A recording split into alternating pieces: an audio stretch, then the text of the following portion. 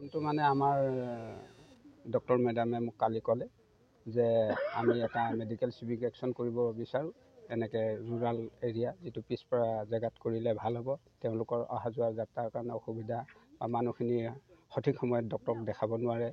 এতিয়া মৌচুমটো বদলি হৈ আছে, এই সময়ত মানুহবিলাকৰ জ্বৰ কাহ এইবিলাক খুব বেছি হৈ থাকে আৰু বিষ চিষবিলাক বেছি হৈ থাকে। তাৰ কাৰণতে মেডামে ক'লে যে এটা মেডিকেল চিভিক একশ্যন মানে পিছপৰা জেগাত কৰিলে ভাল হ'ব।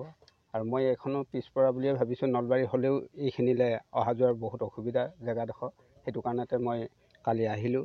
আমাৰ এজন ৰাজবংশী বুলি কয় আৰু এজন বৈশ্য, তেওঁক দুজন ল'ৰাক লগ কৰিলোঁ আৰু কেইজনমান ল'ৰাক লগ কৰি ইয়াতে কথাখিনি ক'লোঁ যে এইখিনিত কৰিলে তোমালোকৰ ইয়াত ভাল হ'ব আৰু ইয়াৰ মানুহখিনি উপকৃত হ'ব।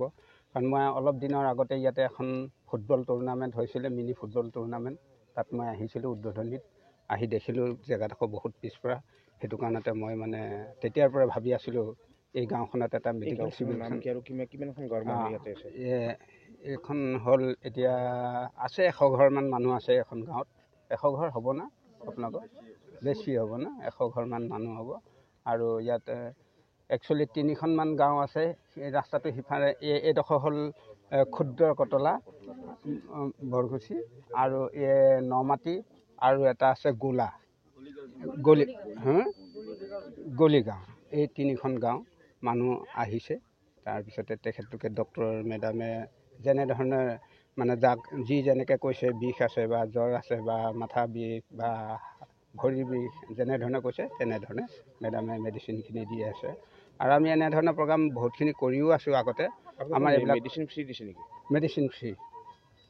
মেডিচিন ফ্ৰী, কোনো পইচা পাতিৰ কথা নাই ইয়াত। আৰু আমি দেখাবলৈ আহিছোঁ মানে আমি জনসাধাৰণৰ কাৰণে এনেকুৱা কাম কৰিয়ে আছোঁ। আমি ইয়াত এইটো আচলতে গভমেণ্টৰ স্কিম হয়। ইয়াৰ আণ্ডাৰত HRD হয়, SCA হয়, হিউমেন ৰিচাৰ্চ ডেভেলপমেণ্ট প্ৰগ্ৰাম হয়, সামাজিক চেতনা অভিযান হয়, স্কুলত খেল ধেমালিও কৰোৱা হয়, ফুটবল টুৰ্ণামেণ্ট খেলোৱা হয়।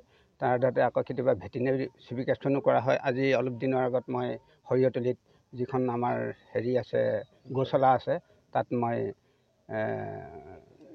ভেটেনেৰি চিভিক একশ্যন প্ৰগ্ৰাম এটা কৰাই গৈছোঁ। আমাৰ ভেটেনেৰি ডক্টৰ আহিছিলে। তাৰপিছতে এতিয়া আকৌ মই ইয়াত এখন এই মেডিকেল চিভিক একশ্যন কৰোৱা হৈছে। আৰু মাজে মাজে বিভিন্ন জেগাত বিভিন্ন ধৰণৰ প্ৰগ্ৰামবিলাকো কৰি থাকোঁ।